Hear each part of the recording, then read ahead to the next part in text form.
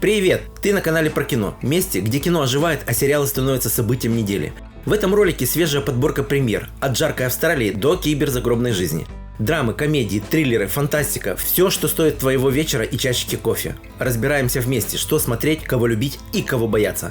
Я благодарен каждому, кто поддерживает канал финансово. Это помогает делать больше обзоров, искать редкие премьеры и радовать вас качественными рекомендациями. Ссылку на поддержку ты найдешь в описании. Любая помощь делает про кино сильнее, а твой плейлист интереснее.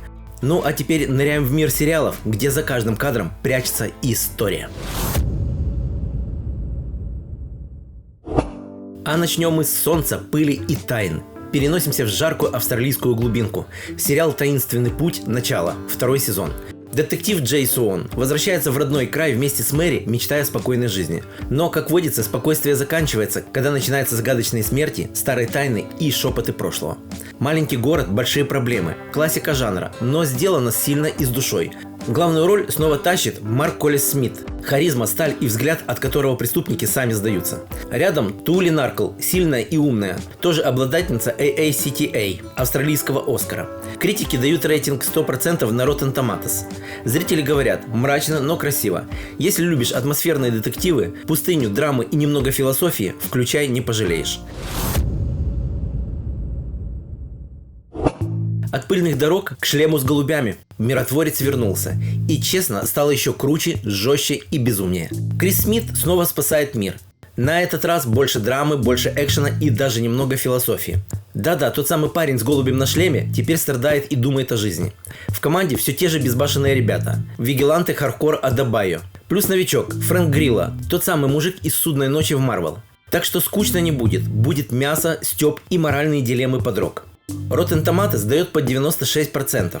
Все хвалят юмор, экшен и Джона Сину. Теперь он не просто качок, а актер с эмоциями. Хотя да, шуток и крови по горло. Вывод. Если хотите сериал, где супергерой не ноет, а ржет и стреляет под классический рок, включай второго миротворца. И помни, мир это круто, особенно если его защищает Джон Сина с огнеметом. После такого безумия самое время остыть и подумать головой. Следующий сериал «Блестящие умы». 2 сезон уже вышел, и поверь, там жарко. Главный герой – доктор Оливер Вольф. Гений, невролог и немного чудак. Он решает самые странные случаи мозга, и при этом сам ходячая загадка. Это не просто еще один Доктор Хаус. Здесь меньше цинизма, больше души и психологии. Каждый эпизод – смесь медицины, эмоций и странных, но трогательных людей. Главную роль играет Закари Куинто, Спок из «Звездного пути» и злодей Сайлор из «Героев». И он тут шикарен. Вокруг него крутая команда. Там Берла Перри, Дона Мерфи, Белами Янг из сериала «Скандал». Зрители говорят, сериал умный, трогательный и без лишнего пафоса. Если любите сериалы, где медицина встречается с эмоциями, а мозг работает не хуже сердца, «Блестящие умы» для вас. Ну а теперь от медицины к межгалактической медицине катастроф. Новый сезон сериала «Вторжение» уже вышел на Apple TV+. Пришельцы снова решили, что Земля – их семейная квартира. Прошло пару лет после победы человечества, и, конечно же, все пошло наперекосяк. Инопланетяне возвращаются, а один герой внезапно воскресает. Похоже на классику абсурда. Главные звезды – Гольшифте Фарахани, звезда «Экстракшн» и «Тайного обмана», лауреатка кучи фестивалей. Шамир Андерсон из «Джона Уика 4», теперь суровый солдат с травмами и философией. Сиоли Куцунама из «Дэдпул 2» играет ученую, которая знает о пришельцах чуть больше, чем хотелось бы. Визуал шикарный, атмосфера плотная, музыка давит по нервам. Все по высшему разряду. Но это не боевик, темп неспешный. Критики спорят в оценках, а фанаты вполне довольны. История наконец-то сошлась в одну линию. Итог. Если тебе по душе умная, атмосферная фантастика, включай. Если ждете только экшена и взрывов, проходите мимо.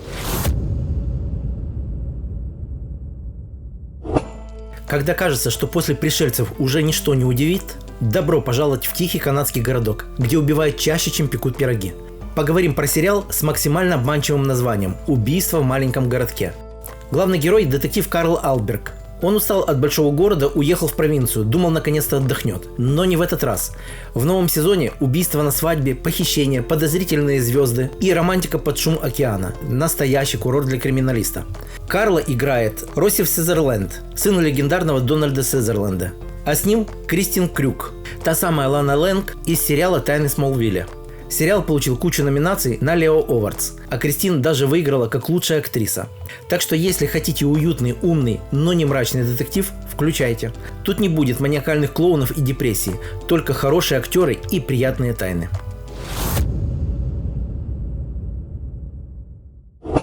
От северного детектива к восточной философии и смертельным играм. Переходим в Японию и погружаемся в мир Алисы в пограничье. Наш парень Арису и его подруга Усага опять вляпались.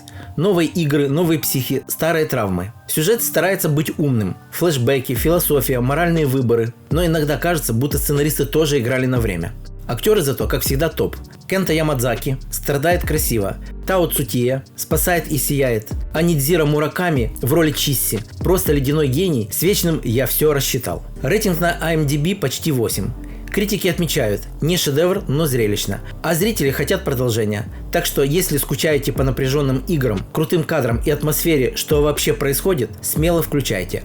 А ответы на все вопросы, может в 4 сезоне, если кто-то доживет. После японских игр немного цифрового загробного мира. Загрузка возвращается, и это финальный сезон. История про то, что после смерти можно продолжать жить, если оплатил подписку и не виснет сервер. Найтан и Нора снова между жизнью, смертью и корпоративным безумием. Тут любовь, ревность, клоны и искусственный интеллект, который решил стать богом. В ролях Робби Аммел, знаком по Флэшу, все еще обаятельный и слегка глючный. Энди Алла, умная и саркастичная Нора. Аллегра Эдвардс, бывшая, которая не сдается даже после смерти. Создатель Грег Дэниелс, автор «Офиса» и «Царя горы», так что юмор здесь с изюминкой и смыслом. Единственное, чем недовольны фанаты, так это тем, что всего 4 серии. Финал получился бодрым, смешным и трогательным. Загрузка завершилась достойно, умно, весело и с сердцем. Если любишь футуризм и сарказм, включай, не тормози. А теперь под шум ветра, запах пороха и рев байка. Пора проверить, как там Даррел Диксон, жив ли еще? А наш парень снова с арбалетом, но теперь зомбаки в Испании. Кто бы мог подумать? Даррел снова тащит на себе весь мир, помогает мальчишке, спасает людей и ищет путь домой. Кэрол где-то рядом, с тем же взглядом. Добавьте к этому новые фракции, религиозные фанатики и, конечно, ходячих с перцем. И получите идеальный коктейль выживания. Актеры: Норман Ридис, любимец фанатов и байкер от бога. Мелисса Макбрайд, которая превращает кухню в арену выживания. И к ним присоединяются испанские актеры. Красиво, колоритно и с акцентом. Зрители сходятся в одном: Испания, зомби и Даррел с арбалетом – это все еще работает. 3 сезон – это свежий воздух, драйв и старая добрая апокалиптическая романтика. Если скучали по Даррелу, пора включать. Если нет, включайте все равно, хотя бы ради байка. И главное, не паниковать, а держи арбалет наготове. Вот такая получилась подборка. Яркая, разная и точно не скучная. Пиши, что уже добавил в свой список. И не забудь поддержать канал про кино. Включай и смотри с удовольствием. Услышимся!